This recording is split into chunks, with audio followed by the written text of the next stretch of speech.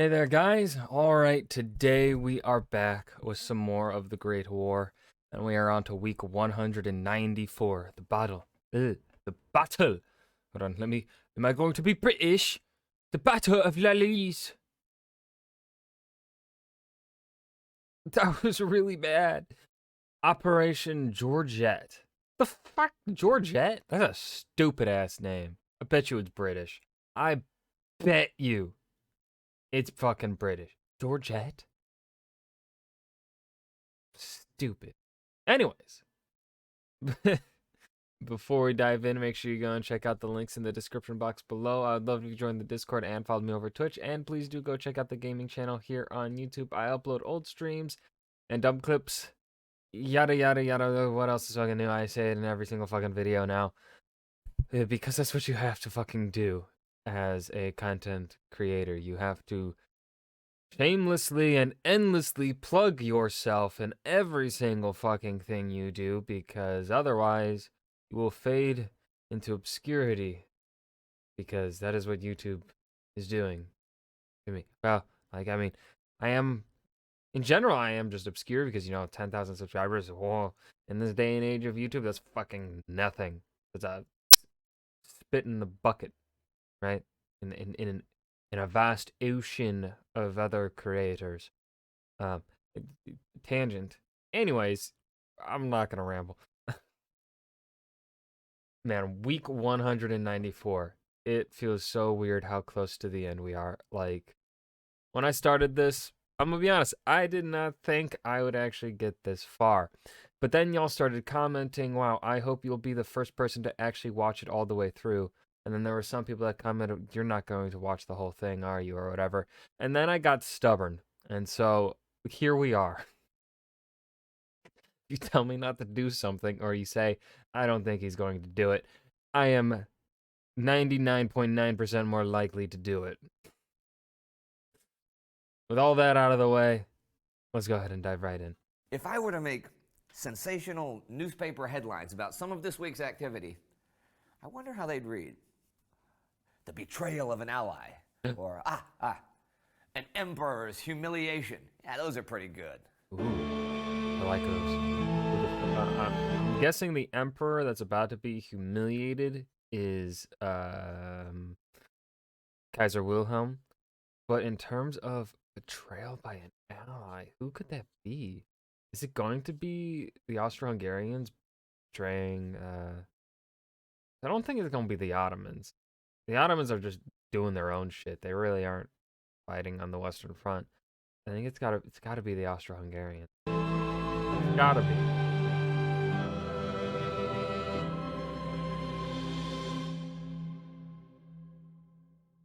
I'm Indy Nidell. Welcome to the Great War. Ooh. Last week, Operation Michael, the first phase of the German spring offensives, came to an end. The Germans took huge amounts of territory and prisoners, but dangerously extended their lines and failed to take Amiens. Britain's offensive in Palestine to take Amman also failed, and they retreated back across the River Jordan. Hold on. This is something I mentioned in a previous episode, and a couple of you agreed with me and pointed out, like, yeah, essentially, where the Germans are trying to break out here is essentially the same exact spot that they do break out through into France during the Second World War. And so, that saying of insanity is doing the same thing multiple times expecting a different outcome? The Germans kind of proved that wrong just a little bit. Germany began phase 2 of its attacks in the West this week. Haste continued to be the top of German Quartermaster General Erich Ludendorff's plans. He could not give his enemy a chance to take the... Of course, that simplifying it to such a degree is ignoring the differences in the French military from World War I to World War II, right? And the response of the British, British soldiers, British army difference from that period in time, as well as technological advancements, blah, blah, blah, and what the Germans had available. Though, of course, I do stand by the fact that the German army of World War I is leagues better than the German military of World War II. Side tangent. The offensive.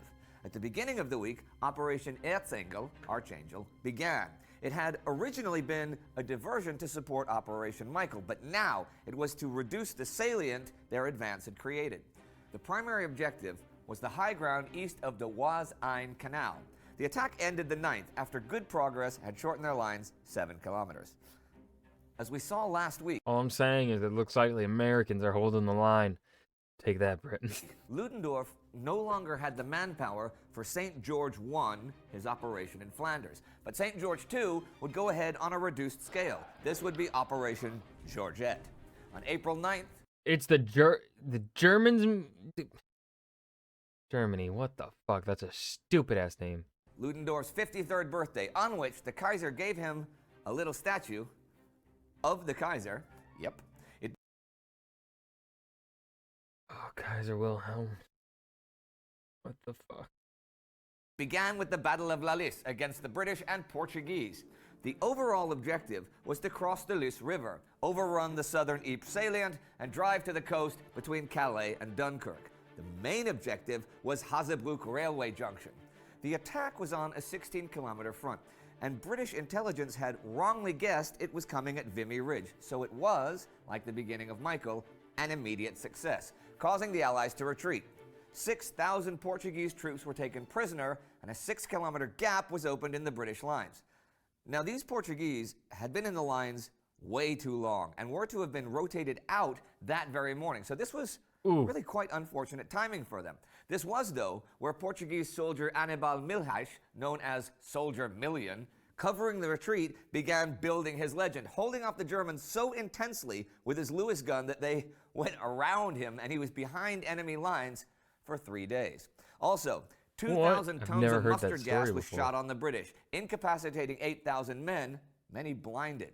By the second day, the British sent in Herbert Plumer's Second Army. He just returned from Italy. The Germans still had some day one problems, though. Their left wing had been held fast at Givenchy. Also, they had serious difficulty bringing forward artillery. The soft, wet ground made the tanks, along with all other heavy equipment, road-bound. When the tanks started breaking down along the few and relatively narrow avenues of approach, they blocked the advance of the accompanying artillery. The stalled tanks had to be blown in place before the supporting guns could be moved up. This experience could not have done much to ameliorate Ludendorff's blind spot for the tanks. On the 10th, the British were driven from Messines, which they took last summer, and on the 11th, British Commander Sir Douglas Haig gave his famous Special Order of the Day. There is no course open to us but to fight it out. Every position must be held to the last man. There must be no retirement. With our backs to the wall and believing in the justice of our cause, each one of us must fight to the end. Noble words, but there were doors in that wall, and A World Undone says Haig was discussing with U.S. President Woodrow Wilson a possible removal of British armies from France via the Channel ports. What? On the 11th, the Germans took... Were the British planning on continuing the war? Or was that just Haig being like, yeah, we're dipping and France will have to deal with it and we'll just sue for peace? Armentières, though on the left, they were still held up at Givenchy and Festubert. By the end of the week, they were within 8 kilometers of Hazebrouck, behind which lay those Channel ports. But I have to say that the British retreat was not a rout. It was, in fact, a controlled retreat. That same day, Ludendorff met with his staff to consider a new attack on Amiens for the 20th. The Allies had actually had an important staff meeting of their own. Last week on the 3rd, they met and agreed to strengthen Ferdinand Foch's authority as overall commander. Haig, who had supported Foch's rise to the position 2 weeks ago, was now no longer interested. Since the French had taken over parts of his line, and since British troops were arriving from Egypt and Mesopotamia, he saw no need any longer to be directed by anyone else. But on the 14th, so next week, Foch is given the title General-in-Chief of the Allied armies. In no uncertain terms, he is Haig's boss. April 6th marks 1 year since the United States joined the war. President Wilson made a speech in Baltimore saying that the reasons for the war are more clearly disclosed than ever before. We know what the war must cost, if need be, all we possess. Wilson goes on to point out Germany's terms to Russia with the Brest-Litovsk Treaty from a month ago. Russia, if you remember, had to give up 700,000 square kilometers of territory and 50 million people, in addition to vast sources of raw materials. Wilson says this is Germany acknowledging that it's not justice, but dominion they seek. And by Germany, he means her military leaders, who are her real rulers. Her statesmen give lip service to peace. The real test of their justice and fair play appears in their action in Russia. The German idea is a world empire of gain and commercial supremacy. He then says that he does not wish to judge harshly and is still ready to discuss an honest peace. But German proceedings in Russia have given him his answer, and he accepts the challenge. Only one answer is possible, and that is force. Force without limit.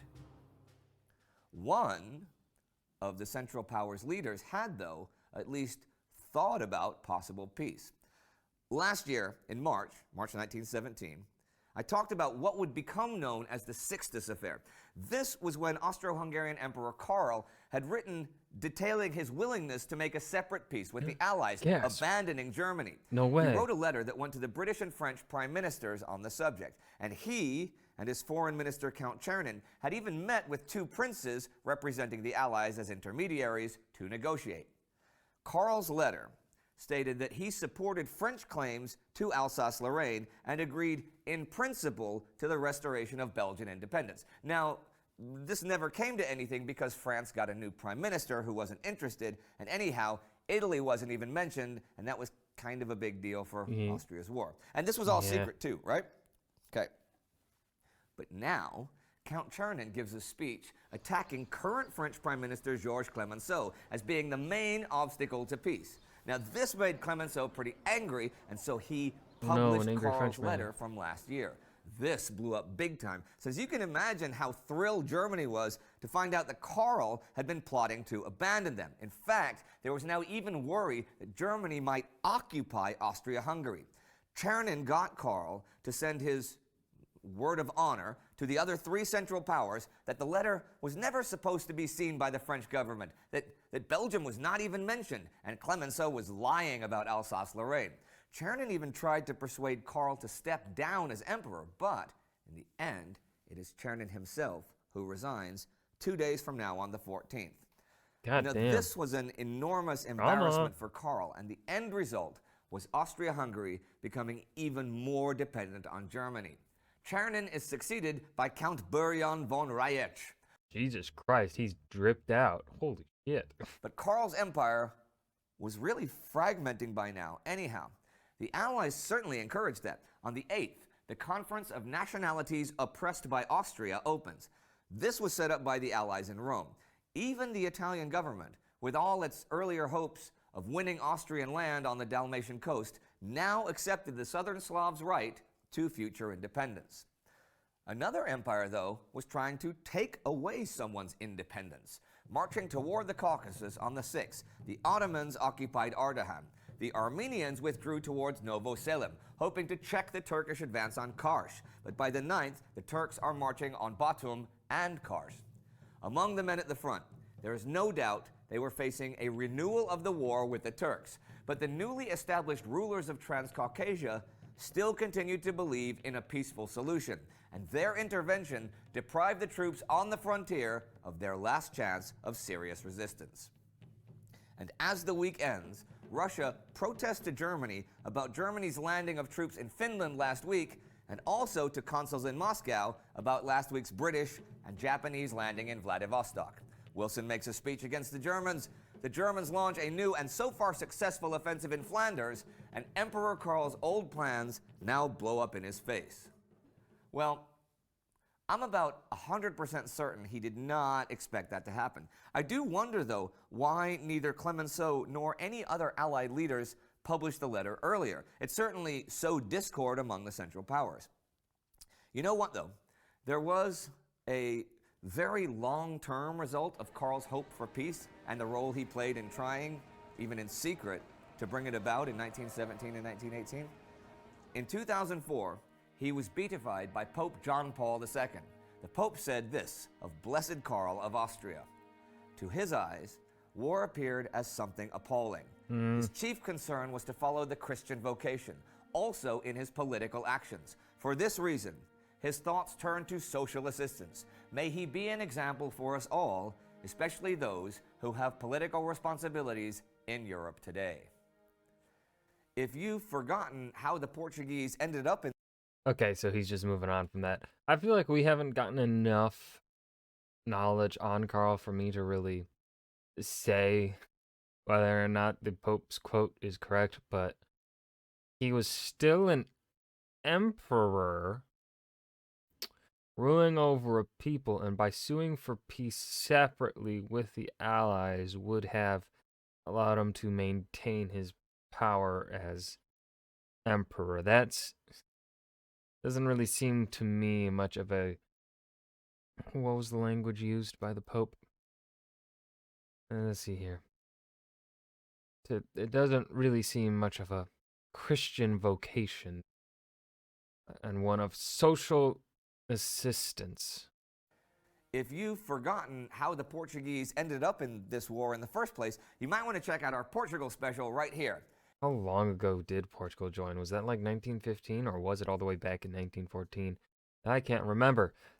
But this was the Battle of La Lise, Operation Georgette, the Great War, week 194. This was not exactly a thrilling week. Nothing much really happened here. Wasn't really anything to discuss in greater detail. Things moving and stuff, blah, blah, blah. Nothing too interesting. Not as interesting as that first week or two of Operation Michael. That was exciting. That the build-up, the wait, and then the execution. Like a fucking novel. But now I think we'll see how this progresses. Right now we might be in the falling action of our typical plot structure. I hope you guys enjoyed. Remember to hit that like button and subscribe for more, and I will see you guys in the next video. Peace.